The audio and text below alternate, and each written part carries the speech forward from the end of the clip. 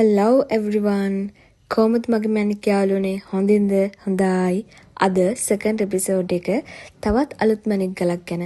එන්න අද බලමු අපි ඉන්ස්පෙක්ට් කරන්න යන යාළුවා කවුද කියලා. අද අපි කතා කරන මෙයා color change sapphire එකක්. යන් අපි මුලින්ම body එක බලමු. කලබල වෙන්න එපා අපේ අලුත් මැනික් යාළුවෝ මේක අහලා. cool. okay. මේකත් finishing body එකක්. ස්පිනල් බොඩි එකට සමානයි. මේ ෆීල්ඩ් එකට එන අලුත් අය මේක අහනකොට අයියෝ කියලා හිතෙයි. ඔක්කොම ස්පිනල් බොඩි වගේ කියනවා කියලා. අපේ මේ එපිසෝඩ් සීරීස් එකේ එපිසෝඩ් 20ක් වගේ යනකොට ඔයාගේ ඇස් මේකට හුරු වෙයි.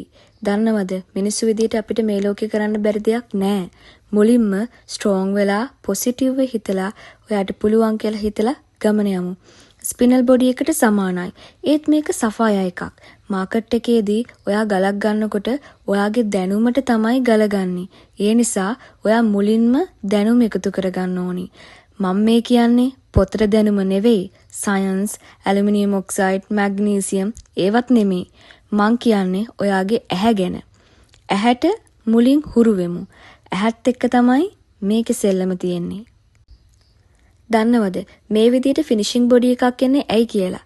මේවා හැදුණු තැන් එතන ඉඳලා වතුර දිගේ ගල් වලට වැලි වලට එහෙම හැප්පිලා වෙනත් තැන් වලට ට්‍රාන්ස්පෝර්ට් වෙනවා මේ ජෙම්ස්ටෝන්.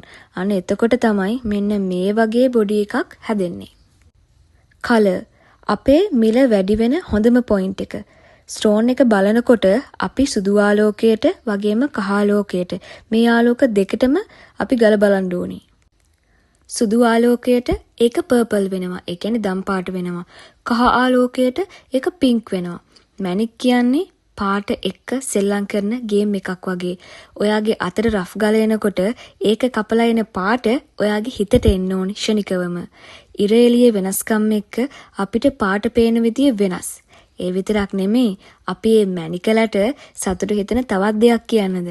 කාන්තාවන්ට තමයි වර්ණ වර්ගීකරණය හොඳටම පුළුවන්. කාන්තාවන්ගේ දෘෂ්ටිය පිරිමියාගේ දෘෂ්ටියට වඩා වැඩි පරාසයක් තුළ ක්‍රියා කරනවා.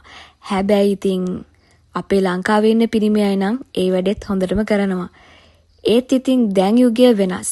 මැනික් ඔන්ලයින් වලට ඇවිල්ලා විතරක් නෙමෙයි මේ ෆීල්ඩ් එකේ ලේඩීස්ලත් ටර්නින් පොයින්ට් එකක් වෙලා. හරි.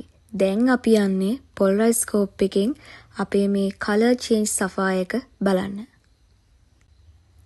බලන්න පොලරයිස්කෝප් එකෙන් අපේ color change sapphire එක පේන විදිය. ඒක light dark හරි ලස්සනට පේනවා. මේ තියෙන්නේ ස්පිනල් එකක්. ඒ කියන්නේ කිරින්චියක්. අපි බලමු දැන් ඒ ස්ටෝන් දෙකම එකට තියලා. මම එහෙම කරන්නේ අපි අලුත් අයට ඒක ඉක්මනට අඳුන ගන්න පුළුවන් වෙන්න.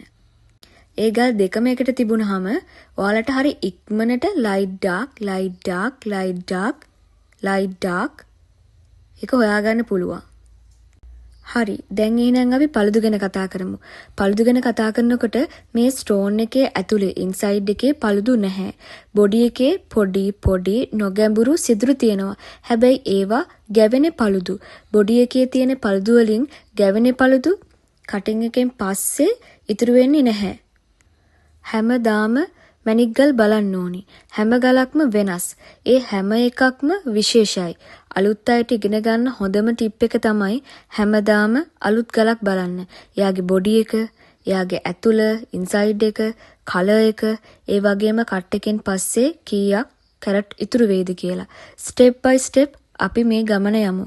next episode එකෙන් තවත් අලුත් දෙයක් කියන්න. bye bye.